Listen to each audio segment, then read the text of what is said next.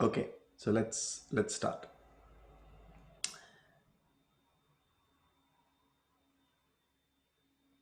What is one thing common that we all seem to be looking for or searching for?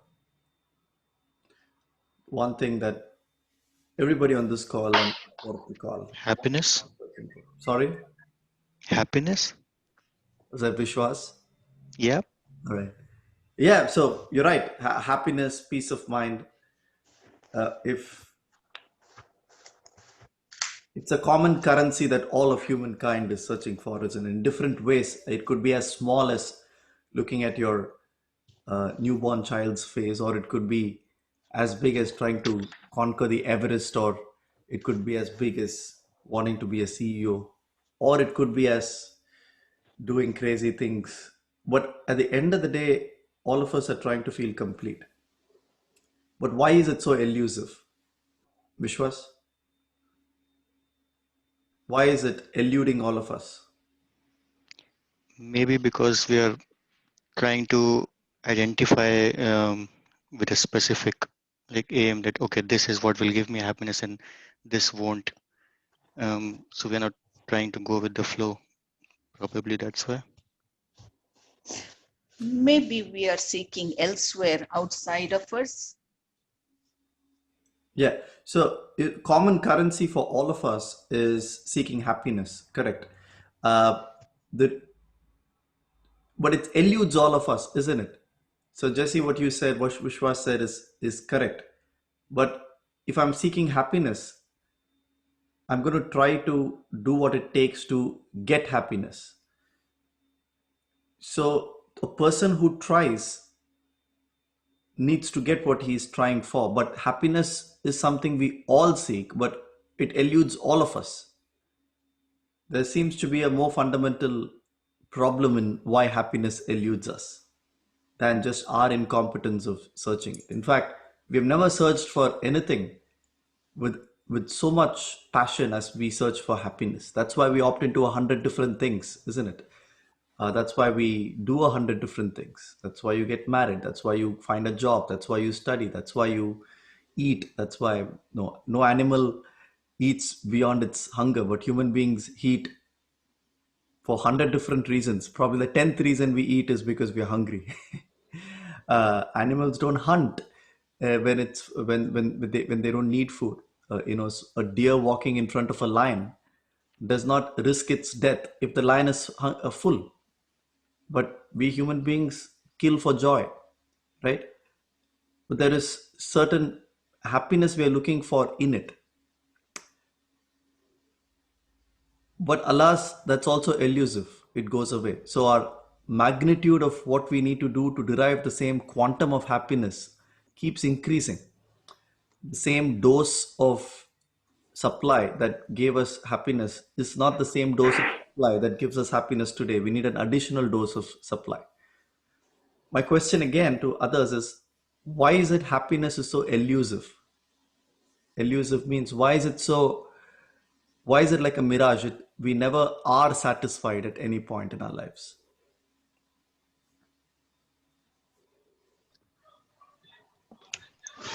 Hi Aditya, good morning. Because if we keep looking, searching for happiness outside us in this entire world Mm. and try to fulfill our desires, Yeah. then it is like chasing a mirage. So we'll never be able to satisfy it. We'll keep running. It's like on a treadmill Mhm. without control in our hand. So happiness will keep eluding us. That is what I feel. Okay. Okay. I So, think yeah. we have set external conditions for happiness. That whatever things there are exterior to us, we say that this should be there, then we'll be happy. That should be there, then we'll be happy. So we are giving the charge of that happiness to the external factors, to the external environment. Whereas we don't tell ourselves that happiness is something which we are already. We just have to stop being telling ourselves that we are unhappy or we need something else to be happy. So it's actually the way like we have conditioned our mind Oh. to think that there are such things which such environment, such people, such circumstances, then only we are happy. Right. So Abhishek, you're right. So, if happiness is inward, and if that is so easy, none of us would search for happiness outside. The issue is that we are not able to find that happiness inside, or we're too afraid of looking inside. Whatever be the reason. Actually, we probably are wanting to feel that we are happy or unhappy. So we are thinking too much. If we could stop thinking that we are happy or unhappy, and we just focus on what has to be done, and whatever we get, we try to do our best in it. So it will not feel unhappy. We're trying to find happiness. Actually, we are not just feeling happy. We are trying to find happiness. So it's like the self which is trying to find the self. We are the self. So as we are ourselves happy, or the happy state, we tell ourselves that we are happy. Whatever we are happy with it. So it's just about whatever habits which have got formed over so many years. So we have to negate that, as you were saying. Keep on telling that we don't have to feel that we are happy or not. We have to just exist, and that's it. Thinking too much about it is what is causing this. Yeah. Okay. So good. So the reason happiness is elusive is that there is a false assumption that we make that we are seeking happiness. So the answers all of us gave philosophically or spiritually is incorrect. Meaning, because none of us can actually seek happiness. All we are seeking is removal of suffering. This is a little provocative, so bear with the flow of thought. So we are under this false illusion that what we want is happiness, but all we can actually do is remove suffering. It's like health physically, in the physical form. It's like health, isn't it? Colloquially, we tell each other that you are healthy or I'm healthier. But our pursuit of health is actually to remove ill health. There's your body in its natural form is everything working fine is what we call as health. But that is a base state, isn't it? So you cannot make your kidney function beyond its perfect health. I mean, that is also a problem. The liver functions beyond its perfect state. Perfect state is its normal state.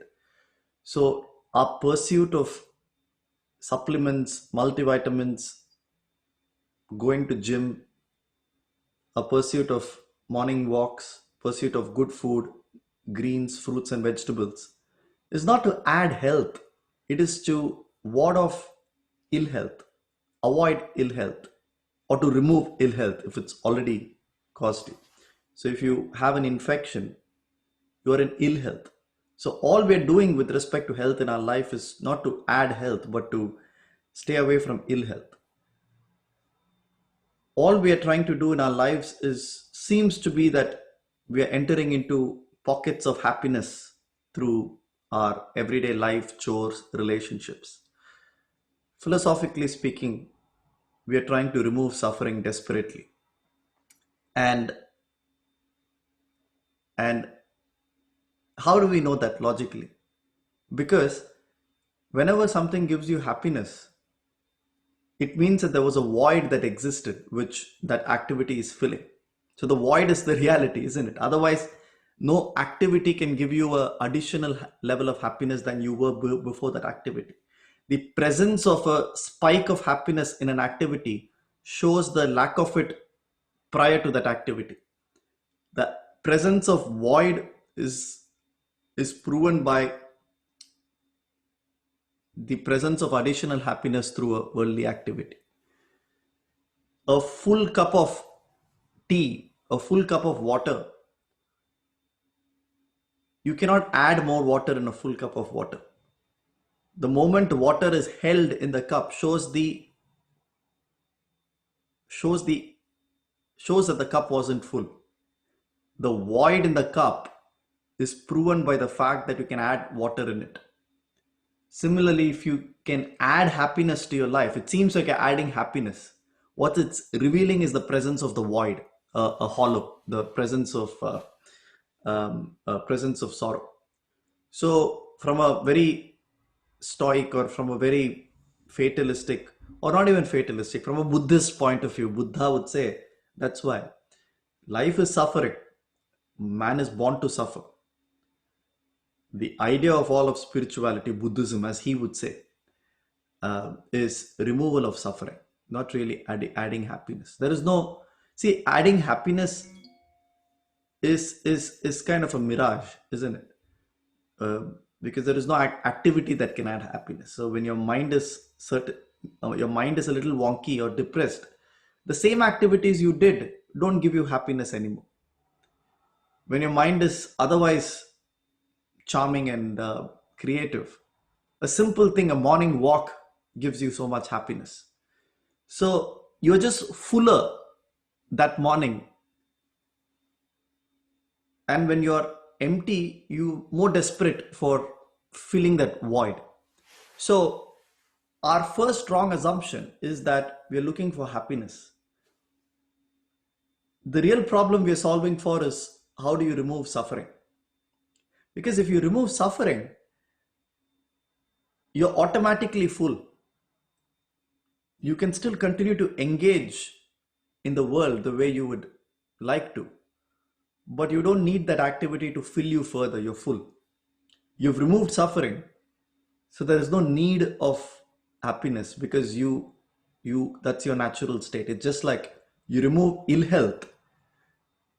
There is nothing additional you need to do for becoming healthy. What you need to do is remove ill health. Make your bones and muscle and organs and your sense organs, everything in its fine state. It's nothing but removing everything that hinders it. You can't really add something to it. So that's the first assumption we go wrong. The moment we go and start hunting for happiness, we are only entering into more samsara. The idea is to remove suffering. So, but we find a way to infuse suffering into everything, isn't it? That's our USP, human beings' unique proposition, unique talent, is that we kind of infuse suffering into everything. In fact, things that supposedly needed to make us happy, whether it be, what do we infuse suffering into? Our profession. Everybody is tired after a few years. There's politics in my organization. I'm not growing enough. My bonus is not what they promised it to be. I'm not getting the visa. Whether it be your own hobby, right? We start infusing suffering into everything. So what's the cause of that? Why do we have this habit of infusing suffering into everything? Even activities that originally gave us joy seem to have an expiry date only for human beings. What is the source of suffering? Anybody? I believe, hi Aditya. Yes, I believe, I think people may suffer because of the two reasons. First one, maybe the needness. Second one is the want, the desire. So, need is something, is a basic thing which you need it to live a life. And if the people don't get the need, so obviously they will go for the critical suffering. But in terms of desire, want it, I want this, I want that one, that is demanding something else. It's a very high level of desire. So yeah, I think these are the two reasons from my perspective. Yeah. So Dawood, that's right. Why? And I want you to reflect, not just you, all of us, to reflect on, not as a passive philosophy, but as an active experience in your life. Why are you suffering? Because of our attachments to our likes and our aversions. Like if we are really averse to something, we are bound to suffer. Or if we are really attached to something, to a preference, and if that is missing, then we are bound to get upset and suffer. Sure. So if we don't really keep on emphasizing and reinforcing our likes and aversions, then the suffering is slowly going to reduce if we are not so attached to them. Correct. So Also, philosophically, right. also, Jesse, go ahead. also not being content with what we have, because our eyes are outside. We see the world with our eyes and see so many things are available, and I don't have it. That kind of attitude, not being Correct. grateful of what we have. Correct. So So we have this, you're right, all of you. So we have this unenvious habit of getting entangled into everything. See, the lotus in the pond is famous for its example because it is in the murky mud, but it's not dirty by itself. It's pristine, it's clean. So a lotus in a beautiful pool of water is nothing great. The reason why lotus is taken as an example is because of its environment. Why do we get entangled into everything? All of you are right on the chat as well. We get entangled into everything because of three things we've seen. Because of this sense of ego, which manifests as what? We all have ego. Even the Christs and the Buddhas of the world have ego, meaning there is a limited identity of oneself. But we take ego to a point of fault. We have seen this in classes months ago. There are three things we superimpose on ego, which a Christ or Buddha might not have. What is it? A sense of doership, a sense of entitlement, and a sense of complex. So these are three things we take to a point of fault, and therefore everything we do ends up returning to that void that we did it for the first place. So we're not really looking for happiness, we're trying to reduce suffering. And the reason we continuously seem to suffer, in spite of that being the biggest goal in our life to avoid suffering, is because we continuously act with doership, entitlement, and complex. So what is doership? Doership is let mine be done instead of let thine be done. Doership is superimposing your preferences on everything. Doership is exaggerating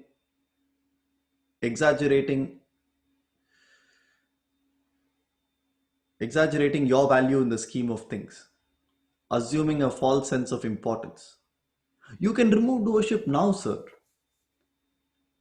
Doership is reinforced every minute. See, just like you're able to look at a mother or a father with a little child and say that, why is this parent pampering this child so much?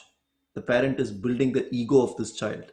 And then a few years later, when the child throws a tantrum, the parent at that time doesn't want the child to throw a tantrum. Obviously, he or she will, because you're the one pampering. You're able to see how a parent is creating the greater sense of ego in the child, for example. But what about ourselves? The extent of doership we assume in ourselves is so much, isn't it? We want things to go the way we want. If it doesn't go, we get into this big self-pity. We have an exaggerated form of doership. That is our importance in the scheme of things. There is an exaggerated importance of your influence in the scheme of things. If only I do this, I can change it, right? Our influence in the scheme of things of results, not just actions.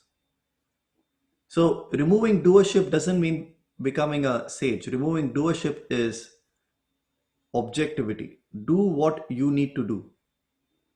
Don't exceed your brief. And focus on what needs to be done with respect to your goal, not about what I would like to do or I wouldn't like to do. As Abhishek said, simple likes and dislikes, when indiscriminately reinforced, becomes attachments and aversions. Now you're bound to those. You're not bound to what needs to be done. Meaning, if you want to become a very successful corporate leader, in a very worldly sense, if you want to become a very successful corporate leader, you need to align to what a successful corporate leader ought to know and ought to not do. You need to get to know your industry better. You need to spend time with forums outside your organization. You need to understand the P&L, how to handle a P&L.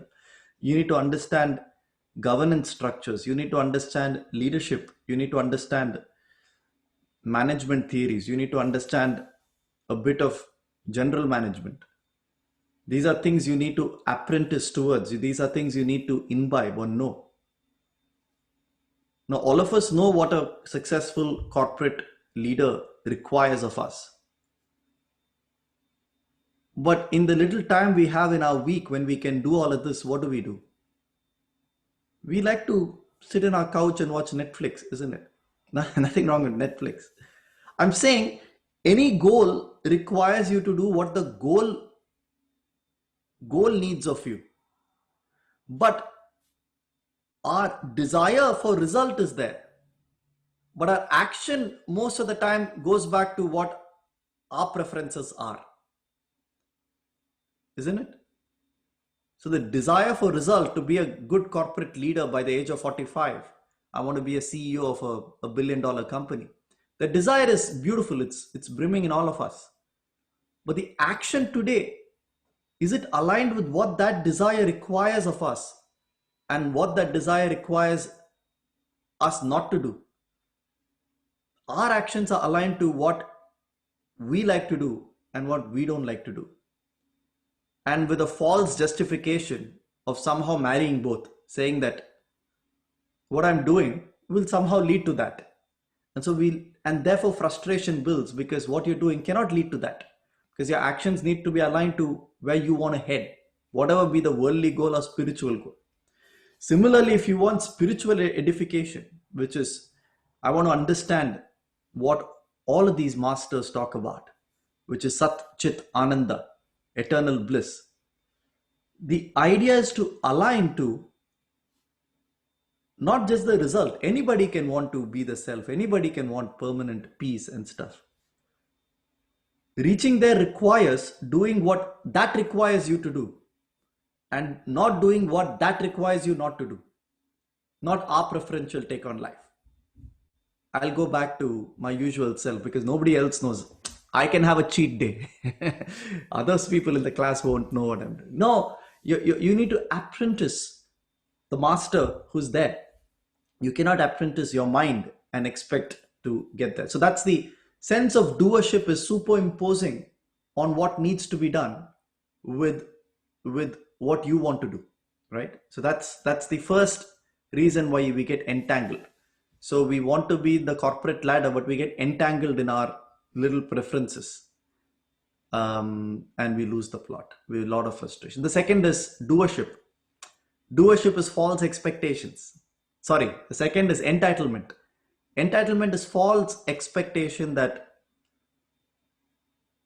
things or people around us owe us something.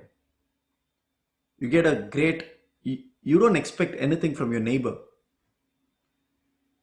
Why don't you expect anything from your neighbor? But you expect immensely out of your partner or parents or children.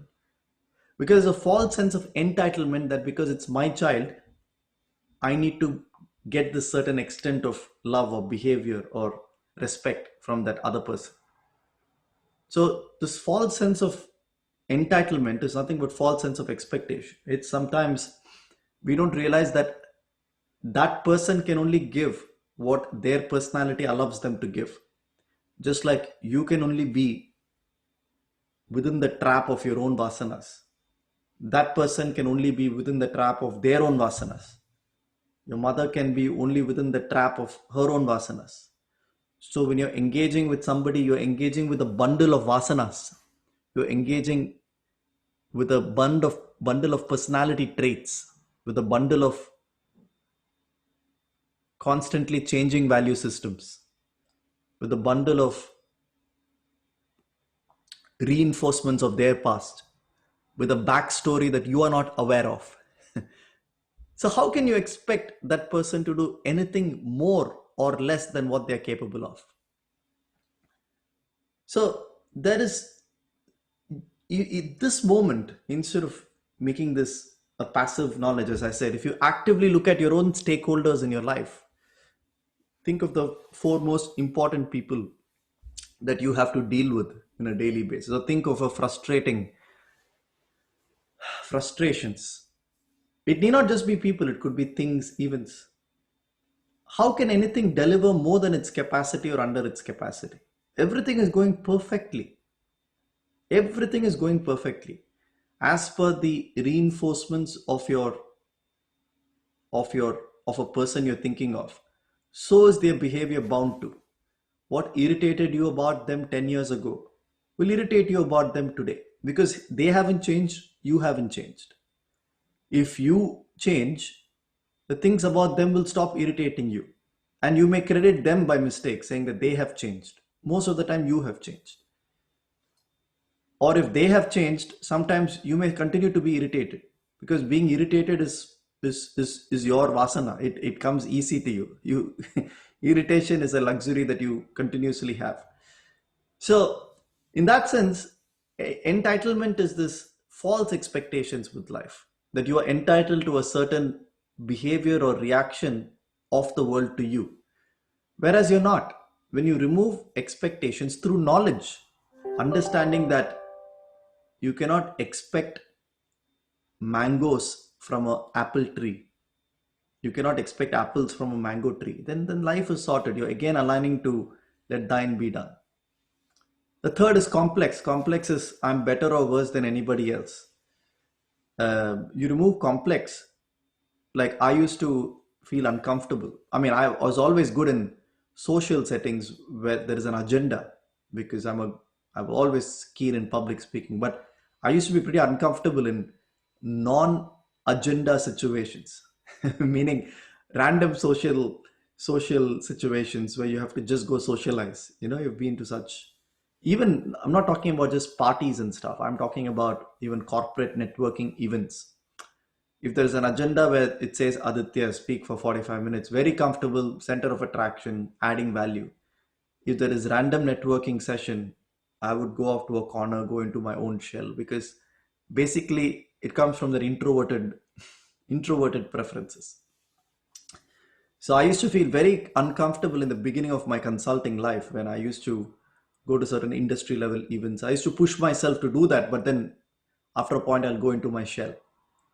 I remember even earlier in my ISB days in Hyderabad, or even before that, I used to push myself to go to parties, but suddenly 2 hours into it, I'll be like, oh, I'm so bored.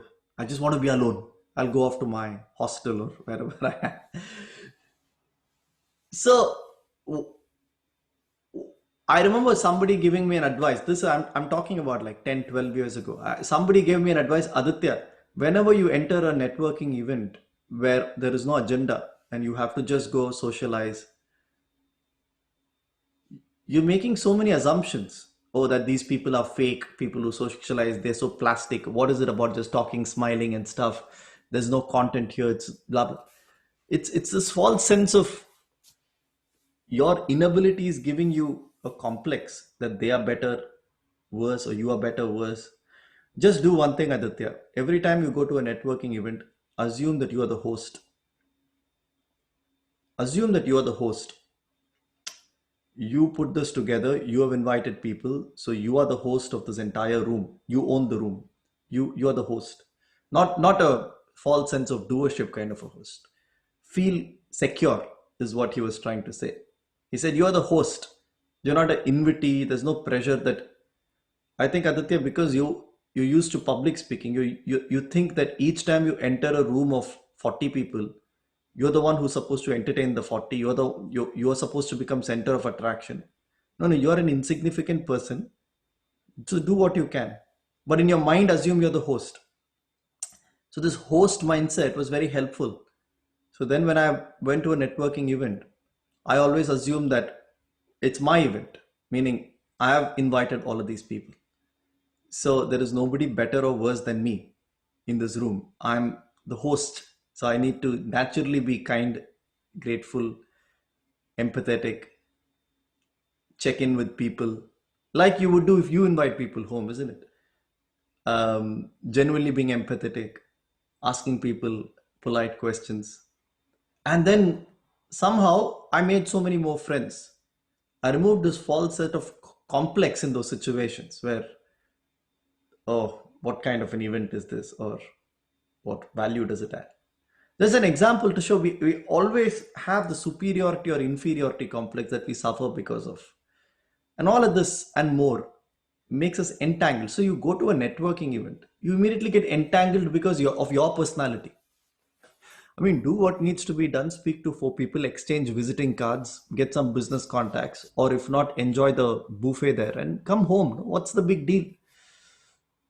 You either want to rob other people of their thunder by becoming the most famous guy there, or you want to become a shell and dig a grave and bury yourself in because you're uncomfortable. You get into that entanglement because of your personality. Just remove yourself in that out of that equation. You by thinking you're the host. That guy gave it. I'm not saying that's the best advice. I'm just removing Aditya out of the equation by assuming this pseudo character that I'm the host, and suddenly the burden that Aditya places on me vanishes. So it was a real example for me how I was the biggest burden that I was carrying. So I removed that burden outside the door and I entered as the host instead of Aditya with the other basic skill set and knowledge of the the purpose of that occasion. I got along pretty well. And when I got out of the door, I wore that cloak of Aditya again and got out of there. So what I'm saying is these are the things that add to our suffering. We get entangled into everything. Removing suffering is the aim, not adding happiness. Adding happiness is a wild goose's chase.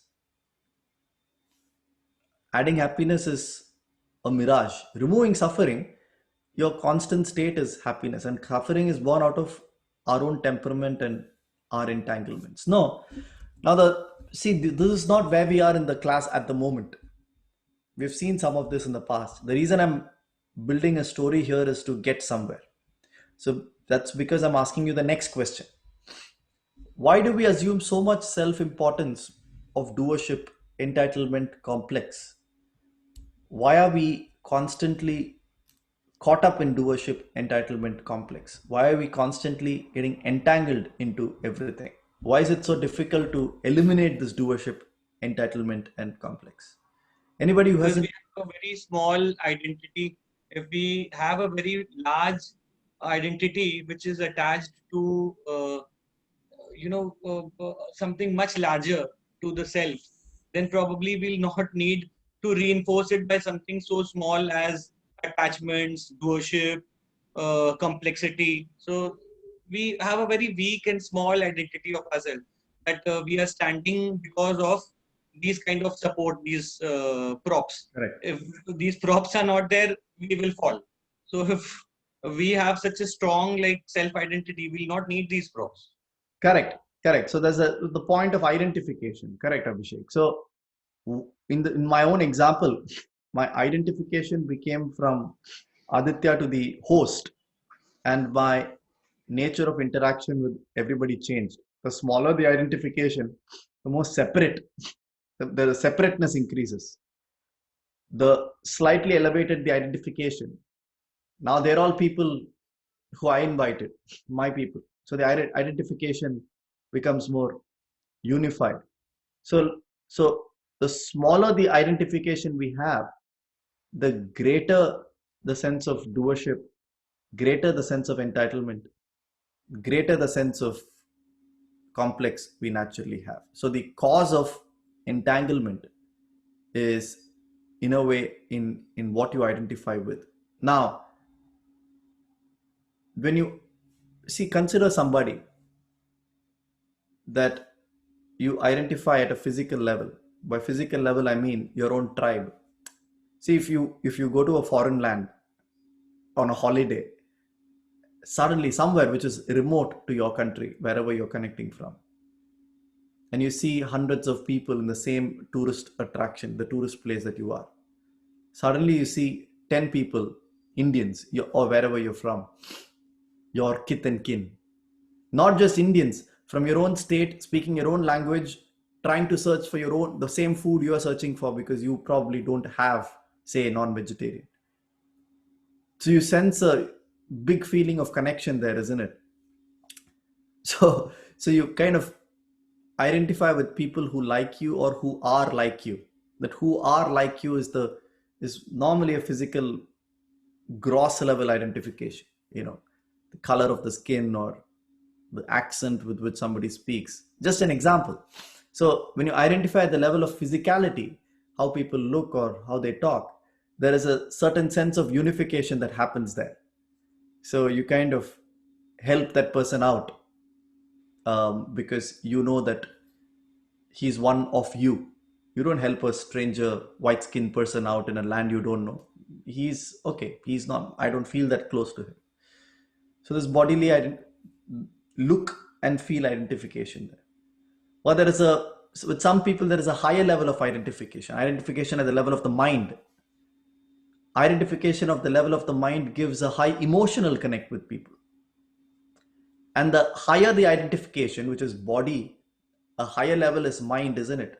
When you identify with people at an emotional level, a mind level, the levels below that is automatically dissolved. It doesn't matter they are black or white or Hindu or Muslim anymore. You fall in love with a person, suddenly the differences below that cease to exist. So you've kind of taken unification happens at a higher level. You're emotionally connected with a person. You're happy when they're happy, you're sad when they're sad. You both are famous emotionally together. We have emotional connections with some people, isn't it? We don't really care how they look. We don't really care so like a dog doesn't care how the owner looks. That's the beautiful beauty of dogs lies there. And that's why we all wish we are loved like how a dog loves you. But at a human level, there is so much more complexity. But when there is emotional connection, after that, other things kind of dissolve. So there's a greater sense of unification there. Above that, if you're able to connect at an even higher plane, which is intellect, the intellect connects. You suddenly become a clone of each other. Have you had people, whether you're there or the other person is there, I will hear the same answer. He or she is nearly a substitute for you because you see things the same way. You see things. What is intellect? It is the faculty which dissects and discriminates, classifies and categorizes, observes, evaluates. So that is the knife through which you are dissecting every information that you receive. So at an intellectual level, if you are compatible or if you see oneness with other people, it's a greater luxury. You become a clone of each other. And everything below that, mind and body, dissolves. You automatically connect at a higher plane. There's greater unification there. It seems like it's one. So it can happen between anybody, a father and son, two lovers. It could be anything. So father may say, I'll send my son to this business meeting. He and I are one. What is he saying? He's not physically one with you. He's saying that my son and I would take the same decision. We are as compatible intellectually. We see the world a certain way. So there's a greater unification. However, because intellect, mind and body are special to us, my intellect is because of my reinforcements, your mind is because of your reinforcements. Unfortunately, therefore, we can't connect at the level of intellect with everybody in the world. It's a very few select subset of people that we are able to connect intellectually. Select subset of people we are able to connect mentally, emotionally.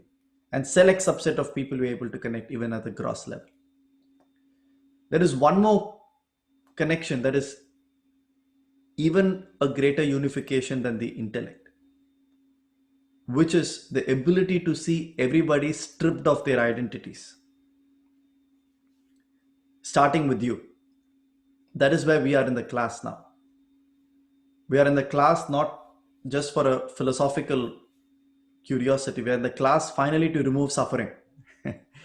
So we are in the class finally not realize the self for self's own sake, but realize the self to remove suffering. or view suffering as a mirage. See, the greater your void is, the greater you're going to create. So this is a point of urgency, a burning platform we need to understand. The greater the void, the greater you're going to create supply to fill that void. But that supply that you create is not going to fill that void, or it's temporarily going to fill that void. So there is a time when you got to realize, got to tackle the void for its own sake. And that time may be now. So everything we discuss here in chapter 7, 8, 9, which is a little blurry. Chapter 7 is the yoga of knowledge and wisdom. Chapter 8 is the yoga of the imperishable truth, Brahman, Akshara Brahman. Chapter 9 is the yoga of the royal secret and royal knowledge. Fancy terms, says the same thing again and again. Because that is the only way you can truly come out of the cycle of endless search for peace and happiness to fill that void that doesn't exist. See, we're trying to fill a void that never existed. What a game we are playing, isn't it? We're trying to fill a void that doesn't exist. It's a magic show in which we are caught up, not knowing it's a magic show. So when the masters call the bluff of the magic show, first is to realize the urgency, the foolishness, the urgency with which you want to get it. The moment you realize it's a magic show, there is an urgency, isn't it, for you to not get caught up in it. You automatically smile at it after that. So that's the urgency we are being called upon here. But all of this can be worked on when you're sane and happy. That's another urgency. What does that mean? See, in our lives, say suppose a person lives for 70 years. In that, 1/3 of the life goes in sleeping normally, isn't it? So that's around 20 to 23 years. So that what remains is around, say, 45 to 48. So even a person who lives 70 years is awake only for 40, 45 or 48 years. Within that, the first 18 years, your intellect is just developing. Except exceptions. Forget the first 18 years. You're caught up in play and toys and joys of life. So that's another 18 years, which is, so therefore 45 minus 18 is 27. So you have 27 active years. In that, the last 10, because of our kind of lifestyle and the world we live in, say the last 10 is gone in just saving a mental and physical misery. So that's what's remaining is what, 17 years. In that 17,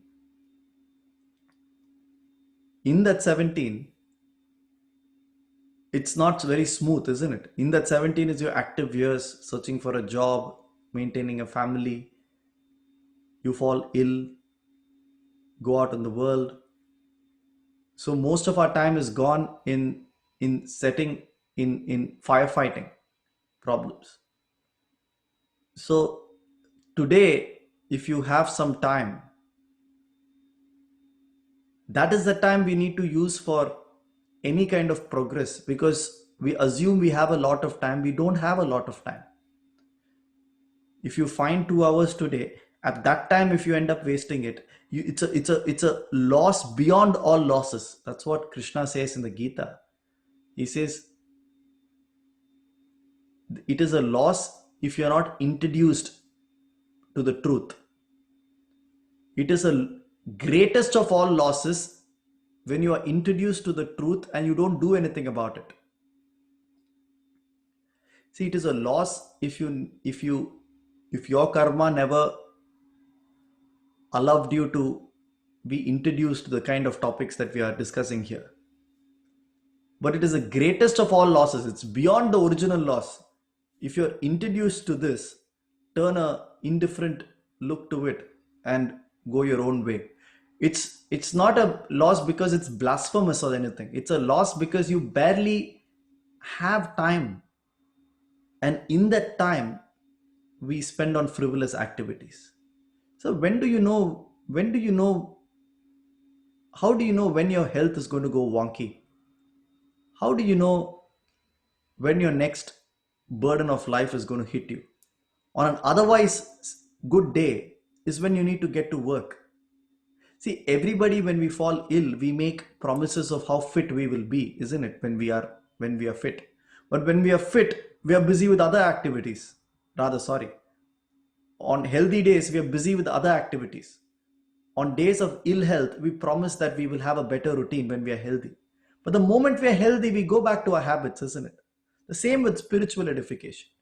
We don't realize the urgency and the time crunch that we are facing.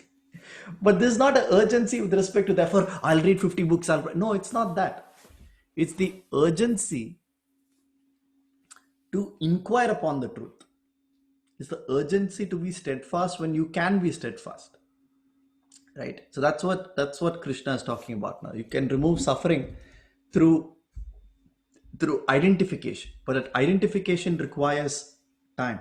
Like we saw a few weeks ago, बालस्तावद् क्रीडासक्तः, तरुणस्तावद् तरुणीसक्तः, वृद्धस्तावद् चिन्तासक्तः, परब्रह्मण कोऽपि न सक्तः. Who is going to think of Brahman? You're busy at all times with different things. A child is busy with play, adolescent is busy with something, you are busy with something, I am busy with something. We are saving the world, doership. Who is going to think of Brahman? That's the paradox, the urgency. But the point is, we cannot identify at the level of the self. Why? Because we don't have access to the self. Again, due to a wrong assumption. What is the assumption here? The assumption is that the self is something that is born out of us. Now here we're getting into tricky parts again. The self is something that is born out of us is an assumption, meaning you exist and awareness is a creation out of you. It's a scientific point of view, which has merit, which is absolutely true from a brain standpoint. But what Vedanta says is the flip of that. See, at each level we are flipping our assumption, isn't it? The first flip of assumption was happiness and suffering. The second flip of assumption was the entanglement and engagement. The third flip of assumption is that at a more spiritual level, we assume that awareness is born out of our brain. The truth is that you, your world, your neighbor, the tree, everything is born through awareness. Meaning, the self alone is, in which appear all objects of experience. And when we have seen Drigdrishya Viveka, which is seer and the seen, the subject and the object, all objects are of equal bluff, equal appearances in the substratum of the self. Which means your mind, your body are also objects of experience in the substratum of the self. So in the sheet of awareness of the self is born, nourished and destructed manifestations after manifestations, which includes your body, includes the mind and includes the neighbor. So this false sense of ego, the limited sense of ego, vanishes with the knowledge of the fact that you cannot be the object, because at all times you are being the subject as well. How do you know you're the subject? Because objects are inert by itself. Your body cannot function without the life in it, isn't it? The body itself is inert. It requires the life principle to function. Your mind is a warehouse of memories, thoughts, emotions, but they themselves are inert without a subject illumining it. Similarly is your intellect. Similarly is the world out there. It's everything in the dream is all inert without the waker's mind illumining it, isn't it? The tree in the dream does not have independent existence outside of the waker who is sleeping and dreaming it. So it requires the waker's mind to illumine as per its desires a world out there in the dream. So it is not the dreamer in the dream who's creating awareness, who's creating reality. He is part of the same awareness that anything else in the dream is aware of. So the dreamer has this false sense of being special in the dream because it's my dream he feels. So it's my world he feels. But in truth, he is as much of a object of experience as is anything else in the dream.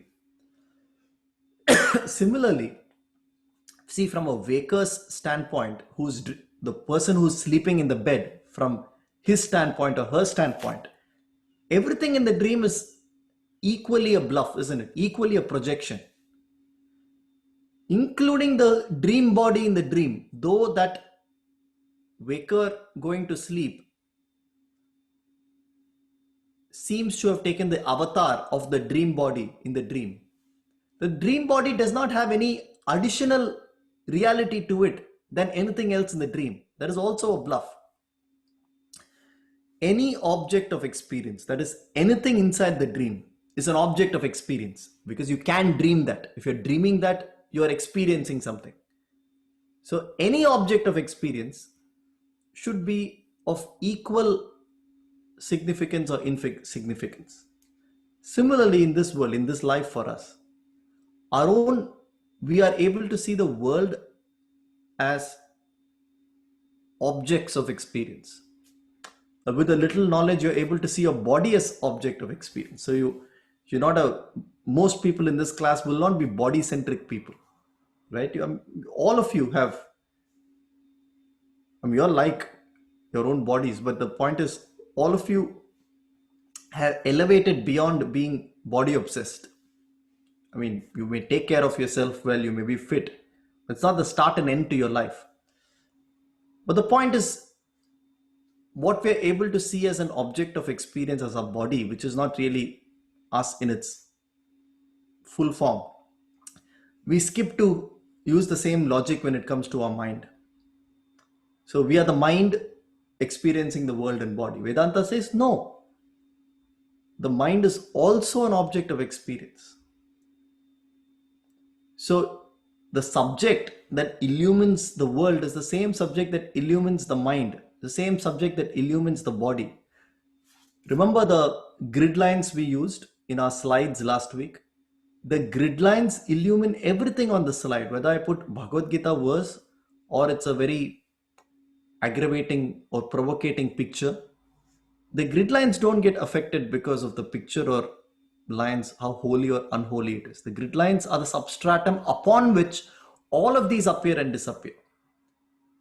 Similarly, the self is the substratum upon which everything appears and disappears. So Krishna is saying, when you identify with that self as who you truly are, you have a very detached view of your own mind and body. Just like today, you have a detached view of your neighbor's problems, isn't it? Your neighbor's uncle died of COVID. How do you look at it? You look at it dispassionate. You're not happy because somebody died of COVID. Your neighbor's uncle died of COVID. You convey your condolences to your neighbor. You offer help, saying that if you need anything, let me know. And what do you do after keeping the phone down? You go back to whatever you were doing, isn't it? You're not able to have that objectivity if it's your mother or your father, because you have that personal take on it, which is fine because you have a duty to do a little more than what you would do to your neighbor's uncle. But you let yourself suffer. Why? Because you hold that closer to you than your neighbor's uncle. From a self-realized point of view, everything that appears on the grid line, there is no greater truth and lesser truth in anything that appears on the grids. The grid line alone is everything else that appears in the front of the slide is equally an object of experience. Therefore, your mind or your body or your intellect is nothing holier or closer to you than anything else in this world. from a standpoint of knowledge. So you necessarily have a more detached and more looser grip on life, because you're not holding your mind as anything holier than anything else in this world. For you, your mind is as much of a passive experience like anything else in this world. You are keeping your mind at check because your mind is also an object of experience which is not you. When we say mano buddhi ahankara chitana, we can repeat that 1,000 times. What does that mean? Just repeating that 1,000 times doesn't mean you've cracked that code, because for this the penny needs to drop. If the penny doesn't drop, it doesn't drop even after 500 times of repeating something. But if the penny drops, it drops. All that it can drop anytime for anybody. As the slide in the initial, when the music, the Night King music came in, what was the slide? It says, irrespective of your birth, which is your varna, irrespective of gender, irrespective of, if you take refuge in me, you reach me, Arjuna. As simple as that. If you don't take refuge in me, you don't reach me. So necessarily understanding shifting identification with the self necessarily gives you a looser grip on doership, entitlement, complexity, that is ego, and therefore your suffering reduces. The moment suffering reduces, what happens? In fact, it vanishes. The moment suffering vanishes, your happiness is 120%, but not the kind of happiness you get with chocolate. The peace, the bliss is 120%, because you've removed suffering. Nothing can really harm you, hurt you. You don't have false expectations with this world. You have a very detached witness view of this world. What world? You're very engaged with the world, but you're not entangled with the world. You're engaged with a magic show, but you're not entangled with the magic show because you know it's a magic show. Not just cognitively. Somebody said it's a magic show. Let me train my mind to think it's all a bluff. No, that's just cheating yourself. It's reality for you, but you've identified with the self. So then there is no chance that anything in the world can add happiness to a person who's more happy than that activity can even offer. You go to a vacation, you enjoy the vacation, but the vacation doesn't determine your addition or subtraction of happiness. You lose your business, you do the right thing to ensure your employees are safe and paid for and your family is safe, but you're not entangled in the process of suffering because of it. So that's a very privilege that we need to earn. I repeat, that's a privilege we need to earn. It doesn't come with hoping that we will get there. It's a privilege we need to earn through knowledge, exercise of our mind, knowledge, inquiry, devotion, bhakti. Bhakti to what? We'll get there in chapter 9. So let's complete chapter 8, get to chapter 9. I'm just reading some chat. I didn't know there were so many chats. All right, so I'm going to share screen. Okay, we're going to continue from where we left last time so that I keep up to the promise of starting chapter 9. So we left at 16, isn't it? I mean, I told last time we'll talk about Om, but I think I talked to Jesse about it at the start of the class. So that should be enough about it. But if somebody asks a question about it now or in a Q&A class, I'll be more than happy to talk a little more about it. But we ended with 16. In all the worlds of this material creation, up to the highest abode of Brahma, you will be subject to rebirth, O Arjuna. But upon attaining to the abode of me, the self, there is no further rebirth. Why can't you return to... There's always a question which I asked my teacher many years ago, I remember. I asked him, sir, but What if you realize the self? What is a guarantee you'll remain the self? What's the guarantee you won't come back to this chakra of birth, death, rebirth, or the waker, deep sleep, and dreamer state? He said that's the interesting bit. See, when you've lost your keys and you found it as you found it. Or when you have knowledge of the self is not a knowledge stored in memory. That's what he was trying to say. All of our knowledge is knowledge stored in memory. So when something is stored in memory, you can run the risk of forgetting it. But knowledge of the self is not a knowledge stored in memory. Knowledge of the self is realization. It is not that if you become self-realized and then you get dementia, you'll forget that you're the self. It's not a knowledge stored in memory. It is what you've become. So we'll talk about that a little more, but it's an interesting point.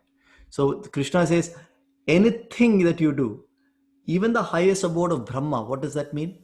Even if you keep punching the right buttons and get into the most sattvic life, you will still be subject to rebirth after rebirth. But upon realizing the abode of me, capital M, there is no further rebirth. Friends, chapter 8, the remaining slokas, especially chapter 9, can be interpreted in two very different ways. The path of jnana and the path of bhakti. Both are equally right. The truth is, it should be interpreted both the ways. If you interpret it only with jnana, you run the risk of using your mind to understand knowledge and intellectualize everything. It becomes a logical equation. You understand everything, you appreciate, clap your hands, go back to suffering in our everyday lives. It requires shraddha, that is devotion, and it requires bhakti, which is surrender. And what do I mean by that? We will see you will realize as you read through the slokas, you'll realize. Love, when Krishna keeps saying me, a dualist, a bhakti tradition person, completely surrenders to the Godhead, the figurehead, Krishna, or whatever name you want to call it, Vasudeva, Allah, whatever, Father in heaven. You completely surrender to that superpower which controls it, because not all of us have the luxury of intellectually interpreting what the self is.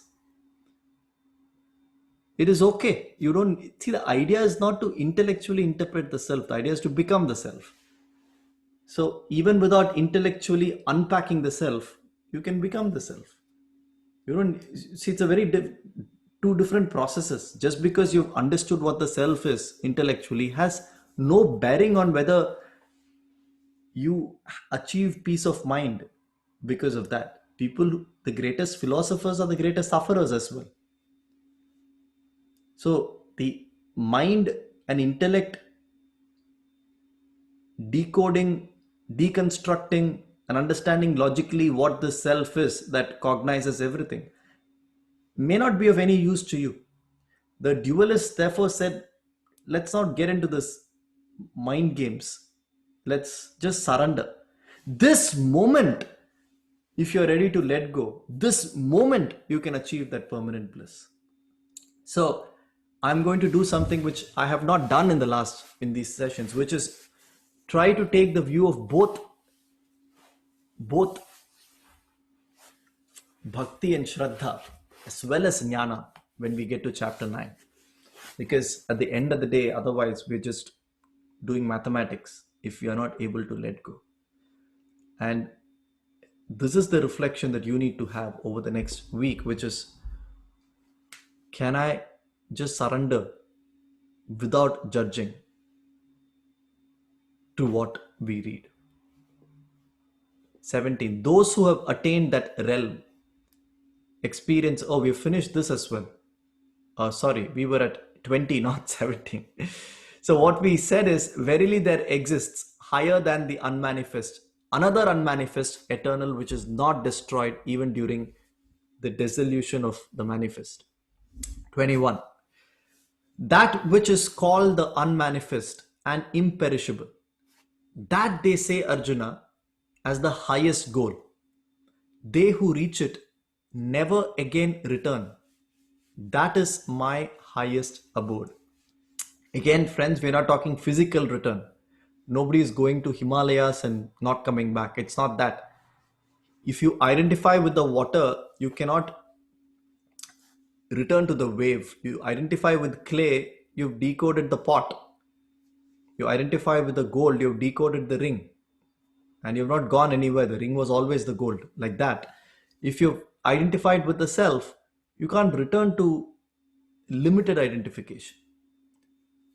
O Partha, that ultimate state which pervades all creation can only be attained through unparalleled devotion. A very important sloka where Krishna says, all this knowledge that I am teaching you also requires unparalleled devotion. What is devotion? Devotion is a very tricky word to understand. By devotion, it's not immediately going offering flowers or whatever it is. The devotion here means surrendering your limited ego to this higher knowledge.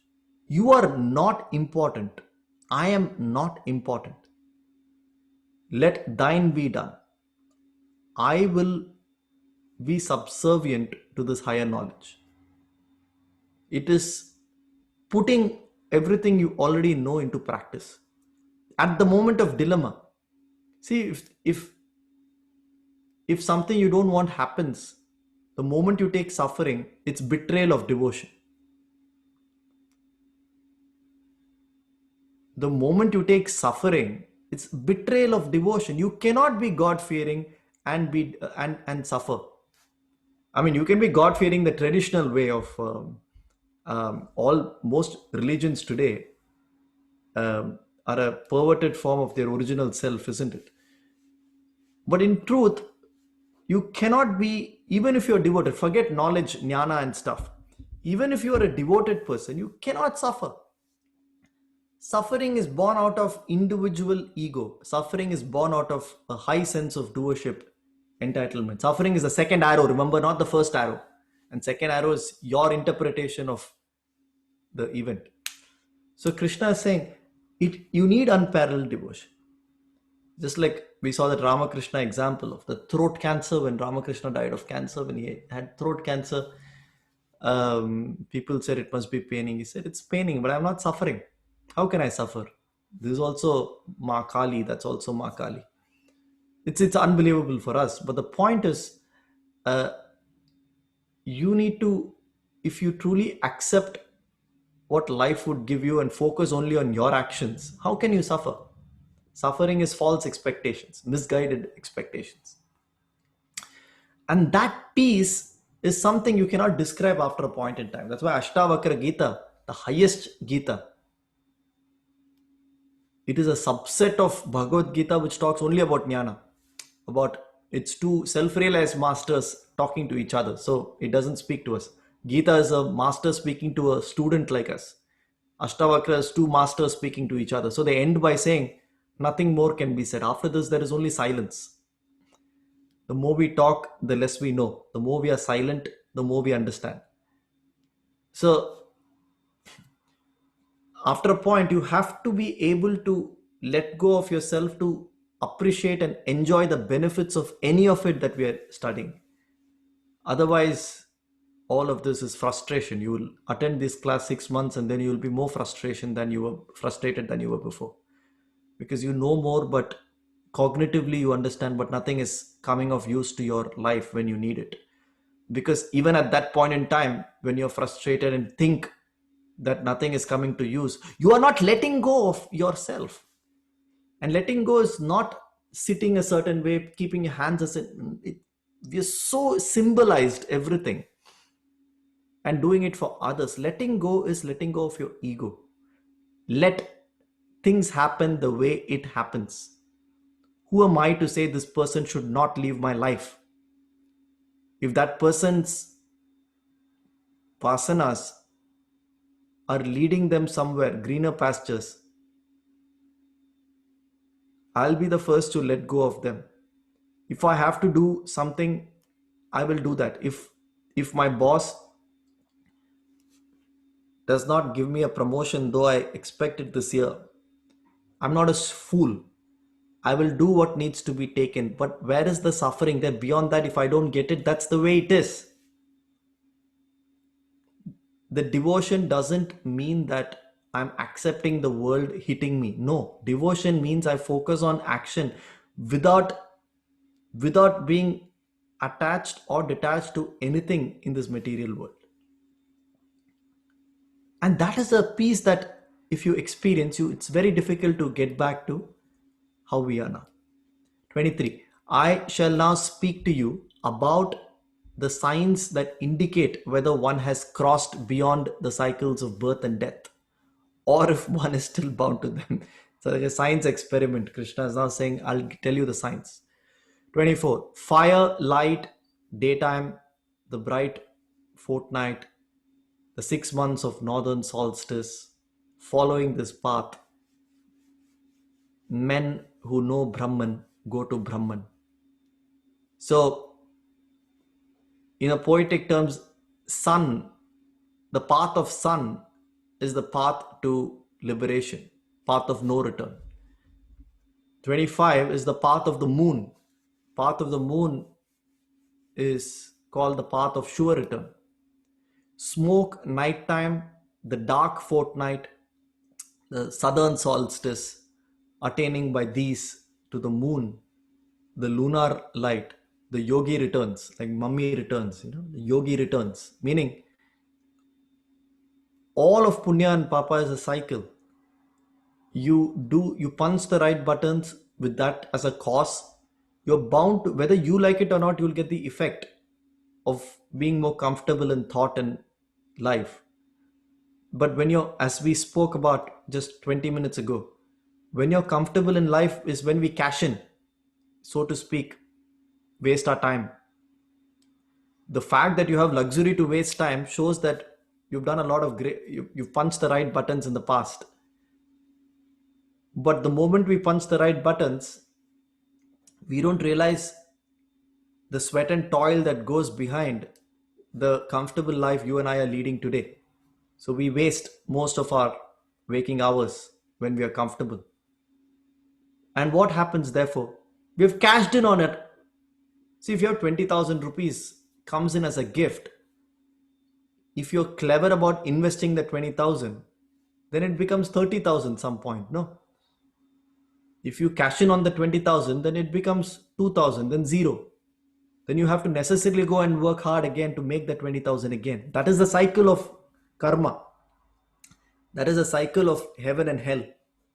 You go to heaven, you cash in on, heaven means what? Heaven means heavenly. You cash in on heaven, then you become a pauper, then you go to hell, then you go to heaven.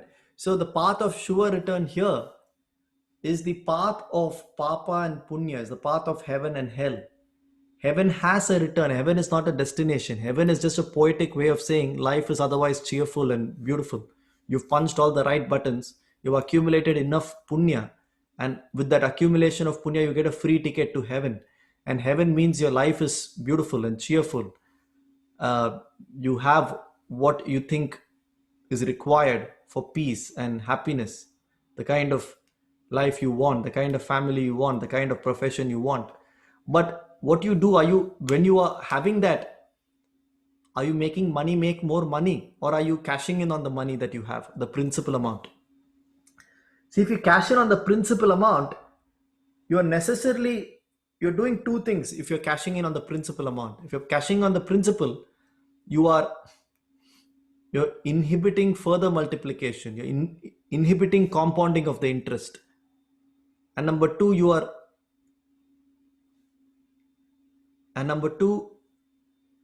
you are reducing the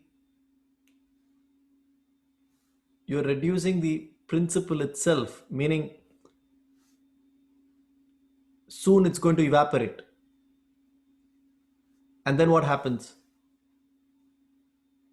Suddenly you feel, oh, I have everything, but my health has left me. Because when you had health, we didn't really take care of it, isn't it? And the fact that you had health shows that you've punched the right buttons in the past. So the path of sure return here, it's the path of the moonlight, which just means that even though you do everything right, it doesn't take you outside of the cycle of birth and death. It doesn't take you outside of the karmic cycle. It just keeps oscillating you between the light and the dark, which is the birth and the death. So 26 consolidates this. He says these two paths, the path of the sun and the path of the moon, always exist, Arjuna. The way of light leads to liberation, and the way of darkness leads to rebirth. O Partha, by knowing this secret existence, a true yogi does not get deluded. Therefore, remain steadfast in yoga. Once you know that everything you're doing again leads to the path of sure return, then you should necessarily lose interest in doing it, isn't it? So if these two are the paths, and the path of the moon, the path of sure return, still you are in entrapment.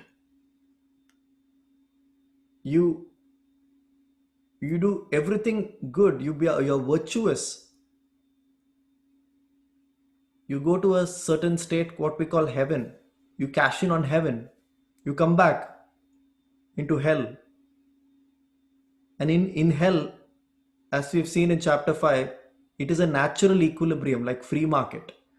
Nobody stays in hell all the time. Nobody stays in heaven all the time. So the idea is, again, a very important false assumption. The idea is that we are only going towards virtue all the time. A sattvic behavior becomes more sattvic, more sattvic. No. When you're sattvic, you need to use that time to get out of sattva. Otherwise, you will get back to tamas. That's the life cycle. You cannot stay in sattva all the time. A sattvic person experiences heaven. But since desires haven't left in the seed form, you cash in on that heaven. When you're in heaven, you necessarily go back to hell. Everybody behaves well in ill health, isn't it? When you have a fever, when you're lying in the bed, at that time you don't drink and smoke and wastes. You have the right soup, you have the right hot water, you gargle 3 times a day, and you promise yourself you'll gargle 3 times a day even in good health, because hey, it helps my throat.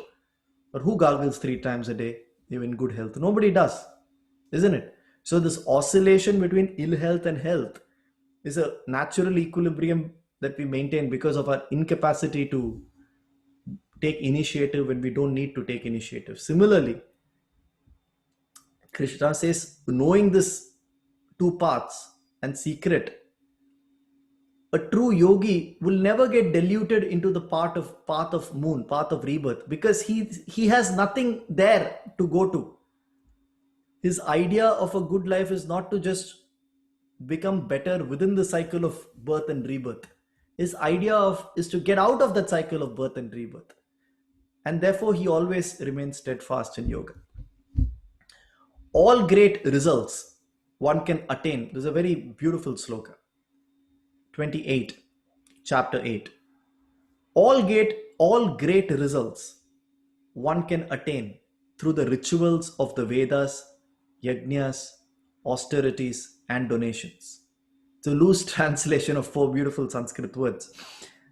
But let's see after we complete these sloka. A yogi gains much more than all of them combined by just realizing this one truth of existence, and then attains the supreme abode of the self.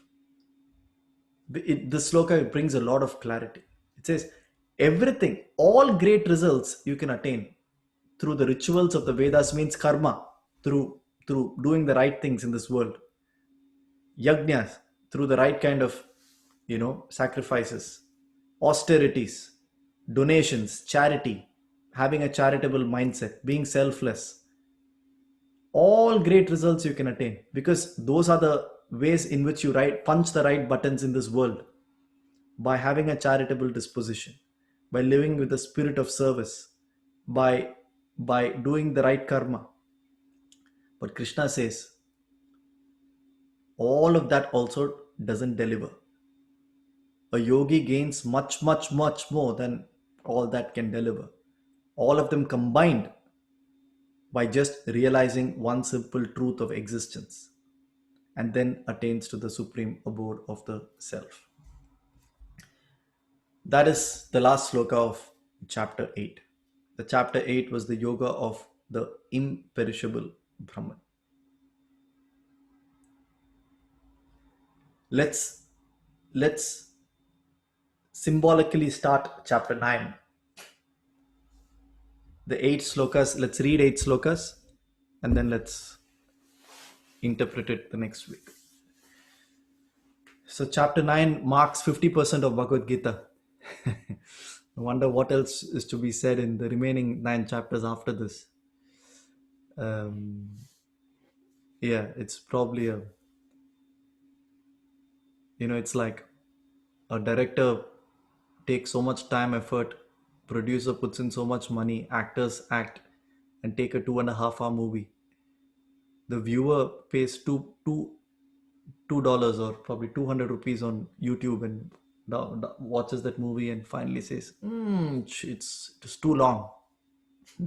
So it's like that commenting on this, it should have been lesser. But it doesn't need to be 18 chapters. Any one sloka can do the trick. But we are not good at reading one sloka 200 times. So we read different slokas. Chapter 9 is the yoga of royal knowledge and royal secret. This is where the interpretation should be both bhakti and jnana. The reason I'm saying that is, at this point in time, from a cognitive, from an intellectual point of view, most of you would have got what we're trying to say here. There obviously will be a lot of questions. There will obviously be a lot of contradictions. There will obviously be a lot of things that you agree, don't agree on. All that's fine. But most of you intellectually should have got the hang of what we're discussing. We take abundant time, isn't it, for each chapter in these classes. We take 3 weeks at least for one chapter. There is a description week, then there is a reading the verses week, then there is a kind of a reinforcement week. Chapter 8 we've been doing for 3-4 weeks. So, and it's not that we're learning physics, saying we learn different things every week. It's the same thing, mundane, beautiful, constant that we keep learning about. So when we get to chapter 9, we are not trying to reinforce again the same thing what we've learned. We're not trying to elevate our experience of life, which cannot be done with just intellectual curiosity. It needs a certain sacrifice from your side, and that sacrifice is your ego. And to sacrifice the ego, you need to be attached to something higher, which is devotion. Devotion is an attachment. The supreme masters are not devoted to anything. They're not devoted to the self as well. They are the self. What is there to be devoted in the self when you are the self? They're not devoted to Krishna, Rama, Allah, nothing. What is all that constructs in my awareness? All these figureheads of Krishna is just Bhagavad Gita is what is Bhagavad Gita? All false. Bhagavad Gita is an appearance in my own sheet of awareness. Who Adi Shankara? Who Ramana Maharishi? Who Masters? Who Aditya? Who you all? See, from that side of realization's point of view, Bhagavad Gita is as much of a bluff as everything else in this world. So Gita is a stepping stone for us. See, it's like scaffolding in the house, you need scaffolding to paint and construct your house. Once you construct the house, you push the scaffolding away. You are not attached to the scaffolding. It'll be stupid if you beg your family saying, let's keep the scaffolding, because without the scaffolding, how would we have built the house? Nobody is attached to scaffolding. Similarly, nobody is attached to Gita once they have understood what the Gita is trying to say. You are attached to Gita only when we don't understand Gita. So we argue Gita is Gita better, Quran better, Bible better. That's not the point. You don't be attached to Vedanta also. Being attached to Vedanta shows the lack of understanding of Vedanta. So somebody says this is wrong, why are you affected? Isn't it? So that is from their point of view. But we need bhakti. We don't have that at this point. So chapter 9, we will view it with bhakti and jnana together. So Krishna says, to you who do not cavil, I will now declare this, Arjuna, the greatest secret, the most profound knowledge combined with experience or realization, which having known, you shall be free from all sorrows of life. The royal science, the royal secret, the supreme purifier is this, realizable by direct intuitive knowledge, not just because somebody is telling, but direct perception by yourself, Arjuna, which is ourselves. Very easy to perform, and it's imperishable. Persons without faith in this dharma, without attaining me, return to the path of rebirth, fraught with death. All this world is pervaded by me in my unmanifest form. All beings exist in me, but I do not dwell with them. So let's stop with 3, in fact, because it's time now.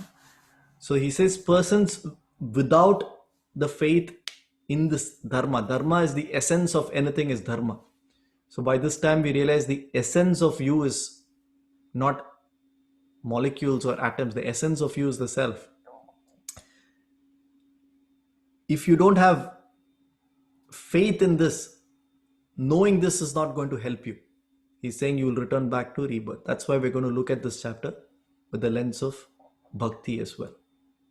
And that is tricky, because bhakti can also thread the line of asking you to believe in something.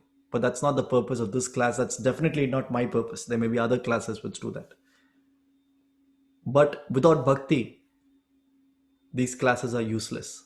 So that's a challenge both for me and for you. Me, the way I define bhakti, and you, the way you understand that. So let's embark that challenge next week. Have a great week ahead. Continue communicating and asking questions. Thank you. Thank you, Aditya. Thanks, Aditya. Thanks, Aditya. Thank you, Aditya. Thank you, Aditya. Thank you, Aditya. Thank you, Aditya. Welcome.